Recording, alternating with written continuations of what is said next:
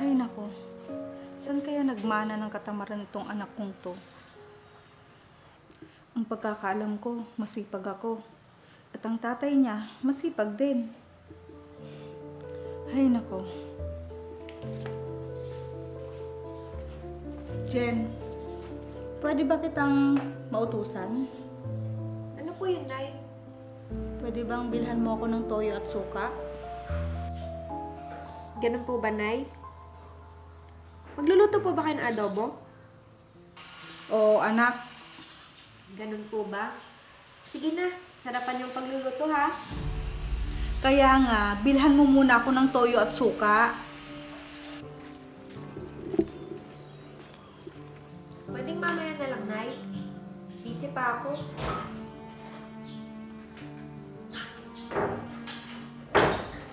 Magandang araw, Ate Mitch. Ano naman ba ang pinag-uusapan yung mag-ina? Eh, paano naman itong pamangkin mo? Napakatamad. Hindi mo man lang mautusan. Hindi ko nga alam kung saan nagmana tong batang to. Ganun ba? Ano ba kasi yung inuutos mo, ate? Magpapabili lang sana ako ng toyo at suka.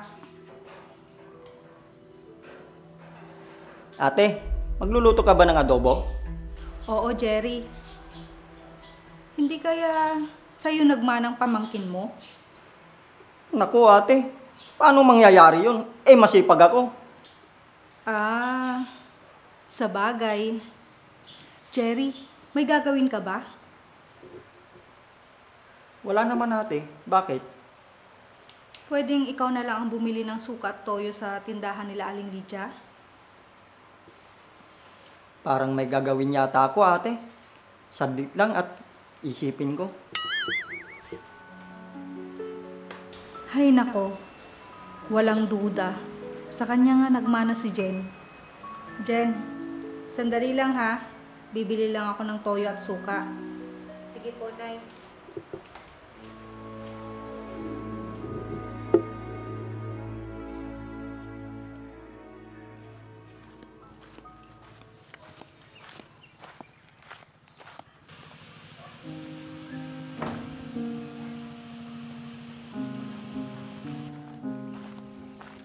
Mitch, saan ka pupunta?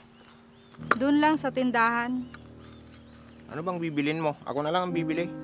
Toyo at suka sana, Franz. Ganun ba? Ako na. Bibili rin naman ako ng babaunin ko mamayang hapon sa bukid. Ako na, Franz. Magpahinga ka na lang doon. Asan ba si Jen? Bakit hindi na lang siya ang utusan mo? Nandun, nagsa-cellphone, kasama ang tito niya. Bakit kaya ganun ang anak natin? Bakit, Mitch? May kakaiba ka bang napansin sa kanya? Yung pag-uugali niya kasi, habang patanda siya, nagbabago ang ugali niya. Anong ibig mo sabihin? Yung hindi mo man lang siya mautusan, Hayaan mo na siya. Magtatanda rin yun. gusto ko nga ulit gamitin yung... Mitch, wag mong gagawin yun sa kanya. At isa pa, baka may makakita sa yung ginagamit mo yun. Para naman mabago yung ugali niya. Huwag mong gagawin yun. Kung magbabago siya, magbabago yun. Hindi yung gagamitan mo siya ng kung ano-ano para sumipag. Sa bagay. O sige, pupunta muna ako sa tindahan para makapagluto na ako. Sige, mag-ingat ka.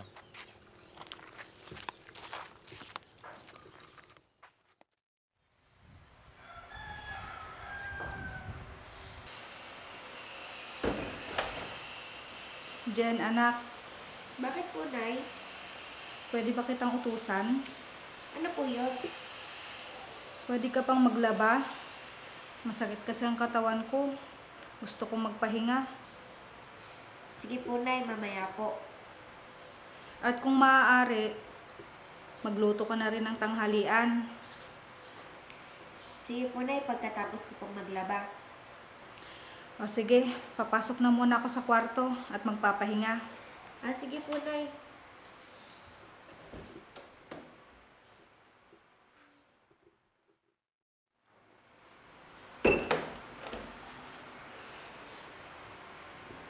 Ano ba yan, Jen? Nakahilata ka pa rin? Nakapaglaba ka na ba? Nakalimutan ko po, Nay. Pwedeng mamaya na lang po. Ano ba yan, Jen? Tanghali na. Pagluluto ka pa. May ginagawa pa ako, Nay. Ayaw mo magtrabaho, ha? Saglit lang.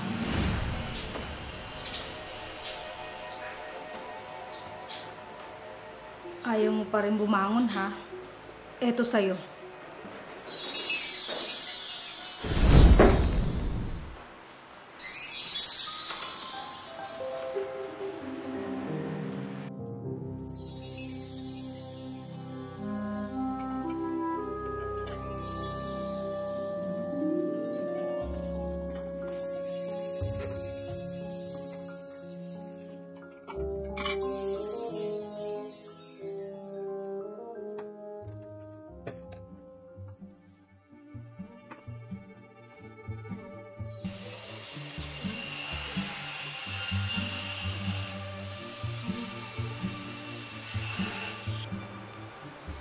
Pasensya na anak, kung hindi ka lang sana tamad, hindi ko sa'yo gagawin to.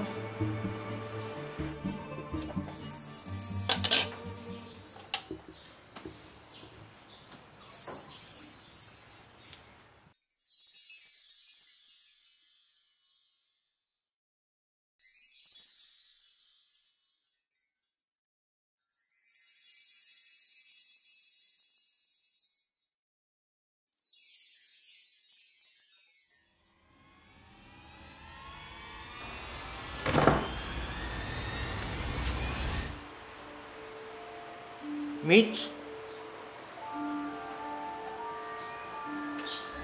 Franz, nandiyan ka na pala?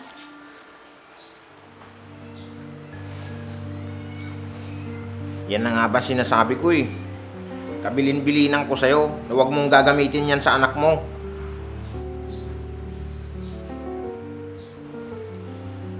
Pasensya ka na, Franz. Yung anak mo kasi, tamad. Kahit na, hayaan natin siyang kusang magtrabaho. Hindi yung gagamitan mo siya ng mahika.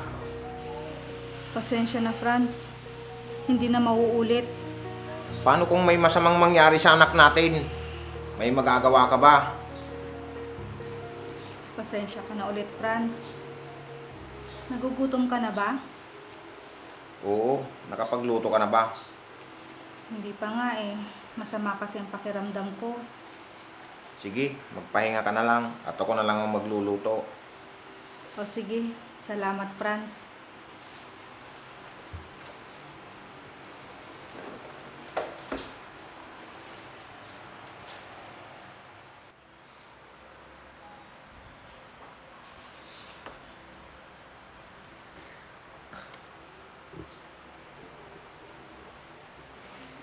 Bakit ganun? Sakit ng katawan ko. Pagkakaalam ko, nakahiga lang ako dito kanina. Nay! Oh, bakit anak?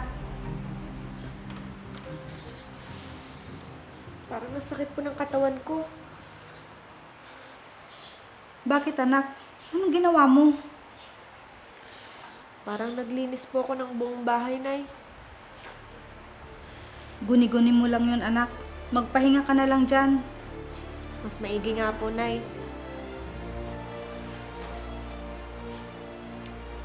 Pasensya ka na, anak.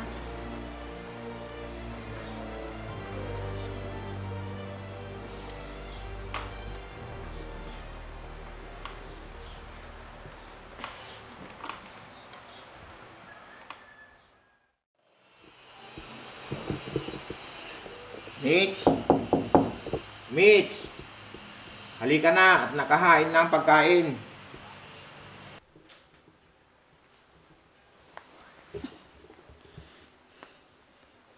Sige, Franz.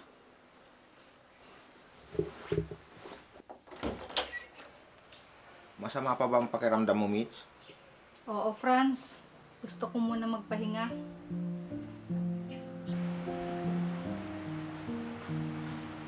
Gusto mo bang dalhin ko na lang dito yung pagkain mo? Wag na, Franz. Ang sweet naman ng mga magulang ko.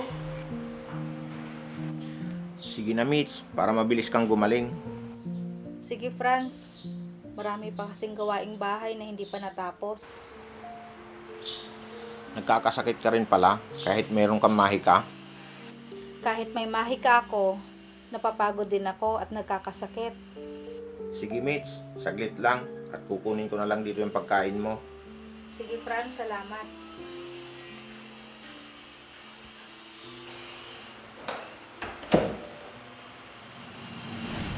O Jen, gising ka na pala. Halika na at kakain na. Tay, pasensya na po kayo sa akin ni nanay ha. Bakit ka humihingi ng tawad, anak? Sa katamaran ko po, nagkasakit po si nanay. Huwag mong sisihin ang sarili mo, anak. Obligasyon naming mga magulang na kami ang gagawa ng mga bagay na hindi nyo pa kaya. Kung kaya nyo namang gawin, sana gawin naman na ninyo. Kapag nahihirapan naman kayo, andito naman kaming mga magulang na handang umalalay sa inyo. Pasensya na po talaga, tay. Hayaan niyo po. Tutulungan ko na po si nanay sa gawaing bahay. Salamat kung ganun, anak. At may katuwang na ang nanay mo dito sa mga gawaing bahay. O nay, magaling na po ba kayo? Hindi pa gaano, anak. Pero gumagaling ako agad dahil sa inyo ng tatay mo. Sa inyo ako kumukuha ng lakas sa tuwing nagkakaroon ako ng masamang pakiramdam. Pasensya ka na, anak, kung gumamit ako ng... Mitch. Ano po yun, nay? Wala yun, anak. Kumain na lang tayo at lalamig na yung pagkain. Mabuti pa nga, anak. Sige po. Ako na lang po maghuhugas ng mga pinagkainan natin pagkatapos po natin kumain. Talaga, anak? Sigurado ka? O ano pang hinihintay nyo? Tara na!